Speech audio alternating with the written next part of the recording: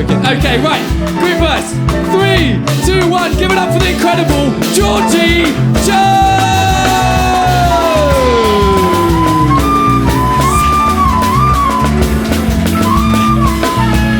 There you go, man. Is that good? That's it. Hiya.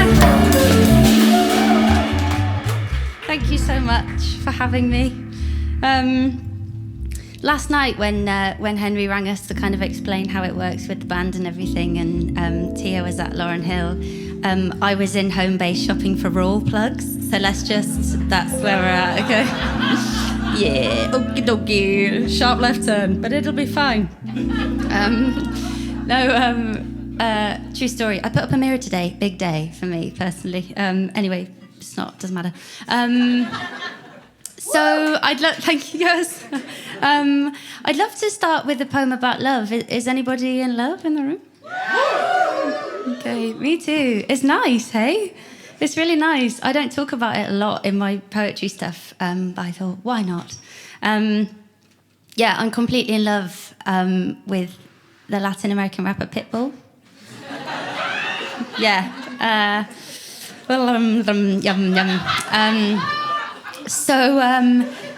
So yeah, I kind of kept that to myself for so long, and then I was like, what? Share it with the world. So here we go.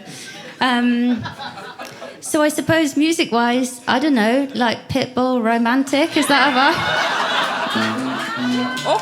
Oh, yeah, okay.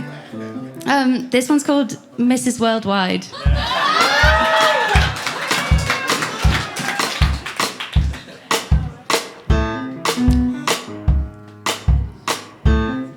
Excuse me, I might drink a little more than I should tonight,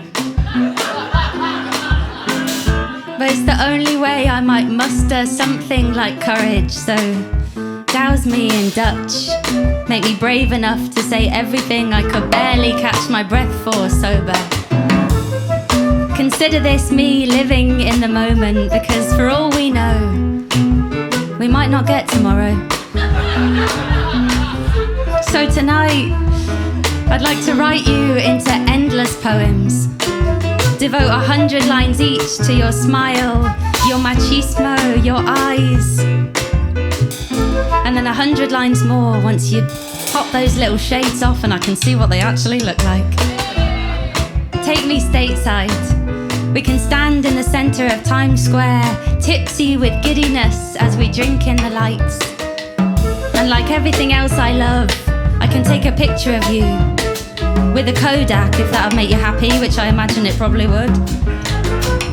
We can follow the footsteps you've left all over the world, give them some company.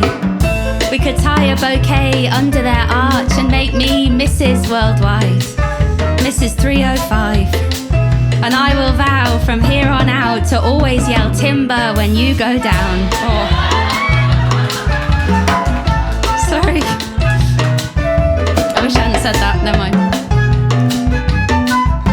When we grow weary, when I am grey, and your head is as shiny as ever, when we are ready to lower languor into rumpled sheets, it won't matter whether we're in a hotel, motel, or holiday inn. As long as we're together, we'll enjoy life. Darling. Thank you.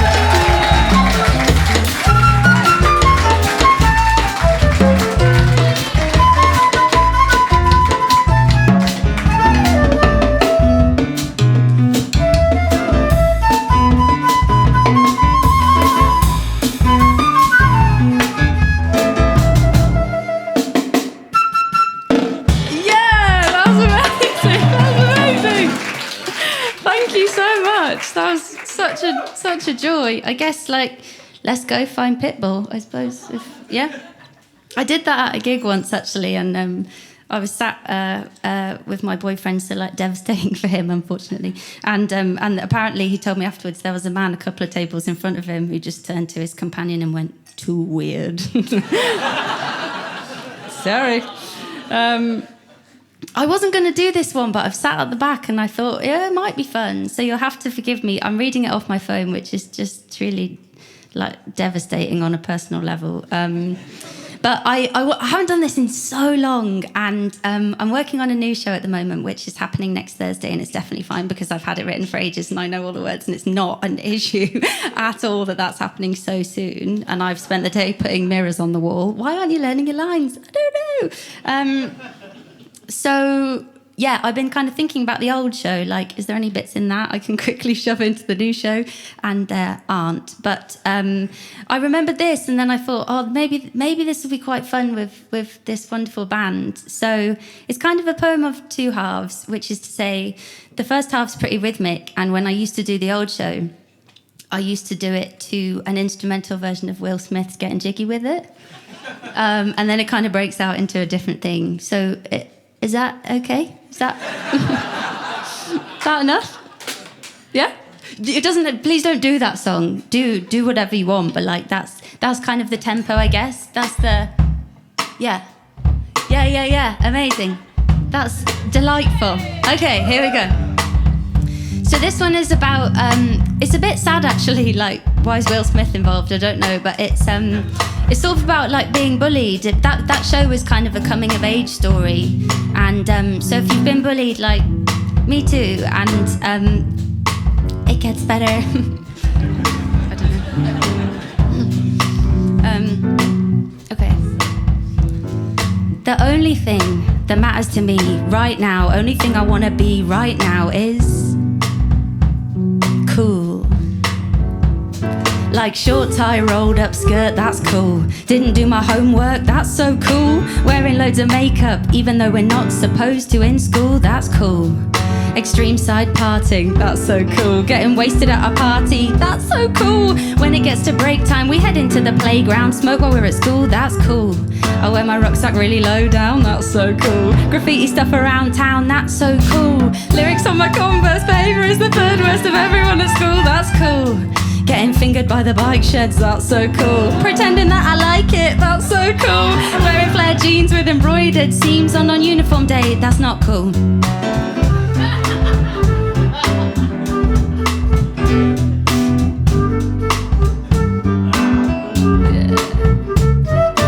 Everyone at school says I'm not cool, and they don't really talk to me because then they're uncool too. So I hear vicious snippets of whispered conversation that sound a little something like this. I saw her talking to a teacher, that's not cool. Hand-me-down PE kit, that's not cool. She's never had a boyfriend, she stays in at the weekend. Her mum walks her to school, that is so uncool. And just like that, I'm transported back to small town school where people embellish the truth. They fabricate stories out of absolute boredom because it gives them something to do. And unless you've got big boobs or you're a part of the popular group, the subject of these stories is you. And they spread like wildfire through the halls of the school. Myths born from the loom, whispered through warp and weft. You know Valkyrie women weight their weave with severed heads. They sing songs of carnage in exaltation. The power of women spinning yarn and spreading myth is not to be underestimated. The words they weave are weighty. Even if you're head down, books up, not asking for attention, you're not trying to make a fuss, you're just wading through 80 pages of squared and margined A4 paper, and somewhere near the middle, near the staples, your truth gets twisted. It gets scribbled on paper and passed around the back of the class in Middleset maths. Pythagoras and Galileo peering over blazered shoulders, trying to catch a glimpse of the gossip on the notes. Spear-like spindles unraveling threads. Stories engorged by hyperbolized words until no one remembers the original version. Until you see your name smudged in margins. Hear it smacked against lips as hubba-bubba bubbles burst, and before you know it, you're reading about your own life on the back of a cubicle door. Listening to the voices on the other side talk through taut lips as they reapply nude lipstick paler than their actual skin tone. Thank you.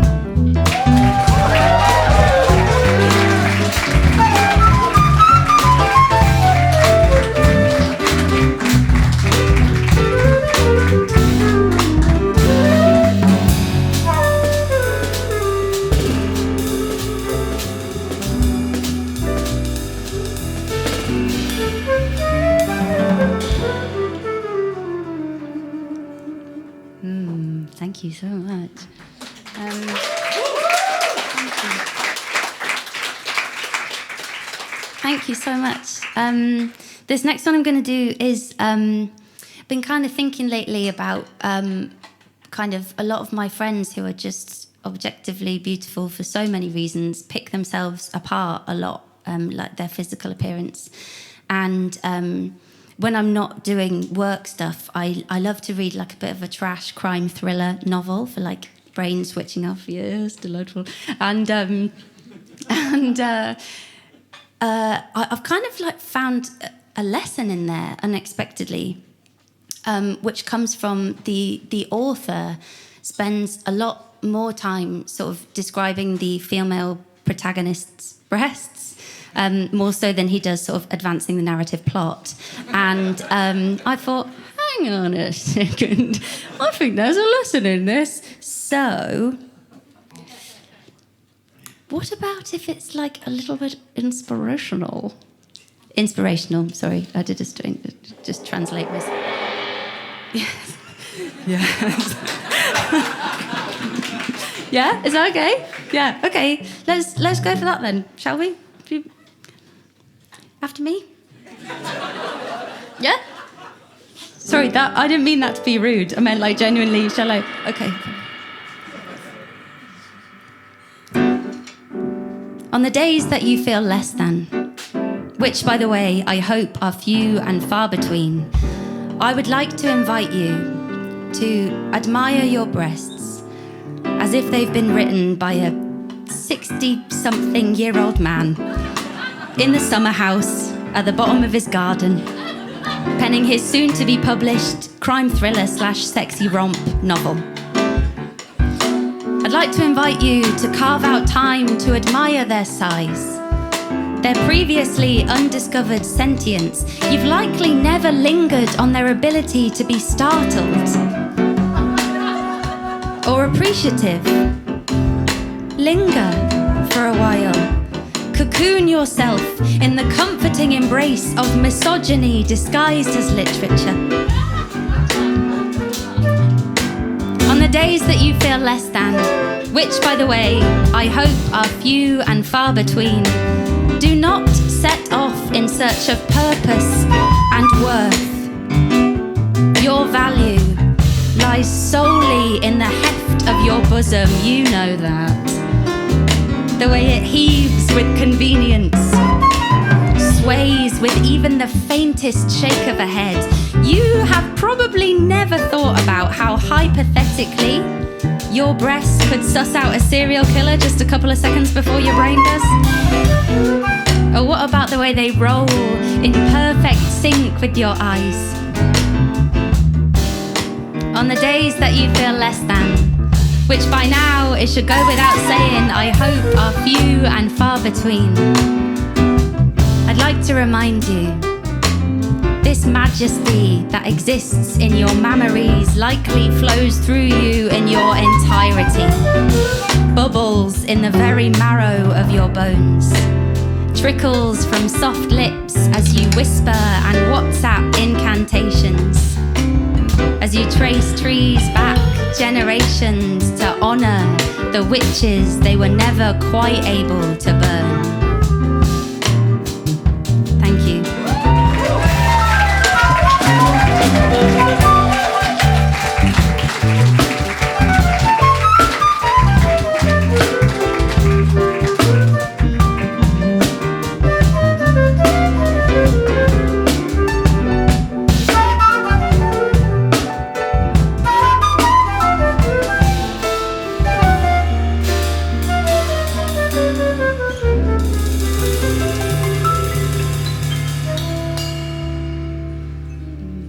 Thank you so much.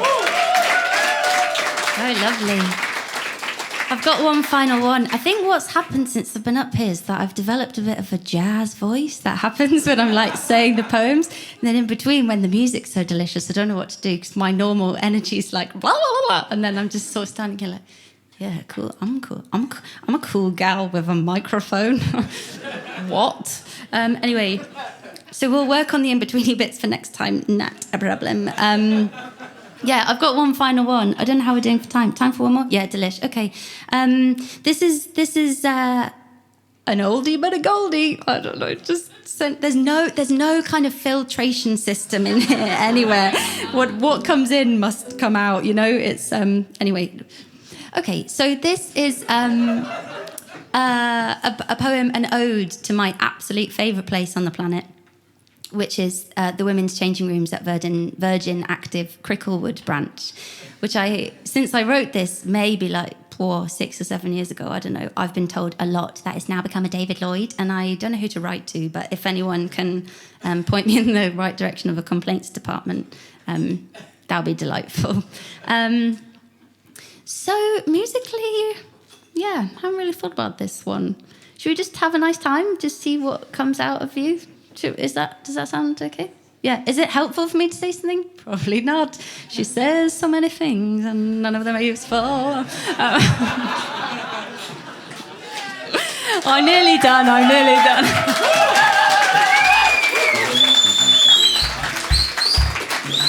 Okey-dokey. Too weird. Okay. Right. I'll begin, I suppose, and then we'll just have a little see. Yeah, okay, thanks so much. This has been like genuinely delightful. Thank you so much for having me. What a wonderful evening.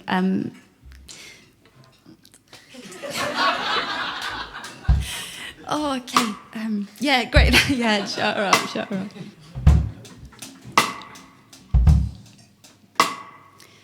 I'm in the gym. I'm getting ready for a swim. I am hoping nobody looks at me. I'm wondering if there's a way I can get my costume on without taking off my jeans. God forbid anybody sees what I've got hiding underneath. I am mid-manoeuvre, and it's gone a bit wrong. My full coverage costume has turned into a thong. Down below, I've got 2 legs in the same hole, and up here, my old bracelet has snagged my new chunky knit, and then before I can snatch it, my costume starts to slip, so I fall forwards. Elastic pings, knickers and bras fall to the floor with my jeans, and before I know it, I am totally exposed, almost completely naked, and awkwardly sprawled on the floor of the women's changing rooms at Virgin Active Cricklewood branch, and nobody notices. Nobody gives a shit. Nobody sees my naked body and is immediately sick. They're too busy towel drying freshly showered skin.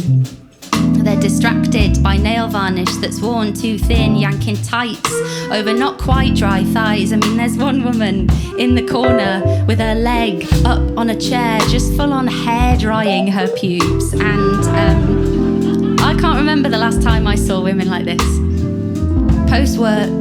Post-workout women, out of breath, hair glued down to sweating heads, post-gym, post-swim women, rolling bikini bottoms over cellulite and wobbling thighs. I can't remember the last time I saw women like this. Real women. And I don't mean like Dove campaign real women. I mean like actual real women. Women with stretch marks from ankle to thigh, with curved bellies and tired eyes, women with leg hair and armpit hair. There are thousands of pubes and lopsided boobs, and there are lean thighs that don't touch and then thighs that do. There are 6-packs and sculpted backs, slender arms and rolls of fat. There is acne and back knee and wobbly bums and birthmarks and scars and post-school run mums wrangling hordes of goggle-eyed children towards the pool. And of course, I am shocked.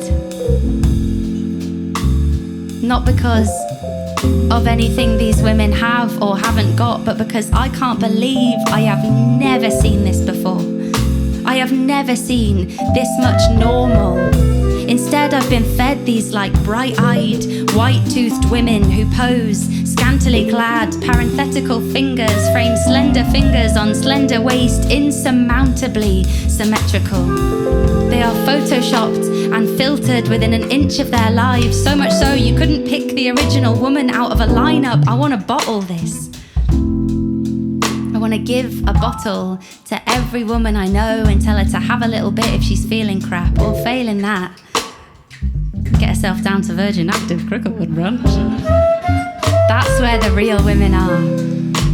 Fierce and enchanting, wriggling out of sports bras while sweat ferries mascara into their dark circles.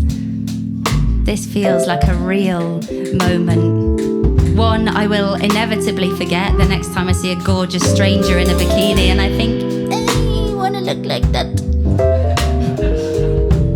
But while we're here, and while we've got it, I feel like celebrating. Thank you so much.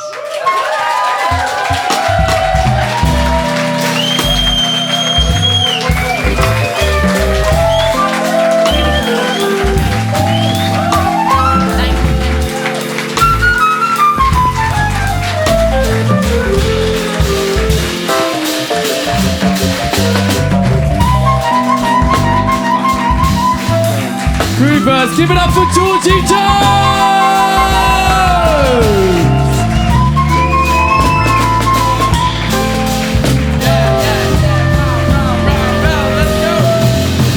One more time for Georgie!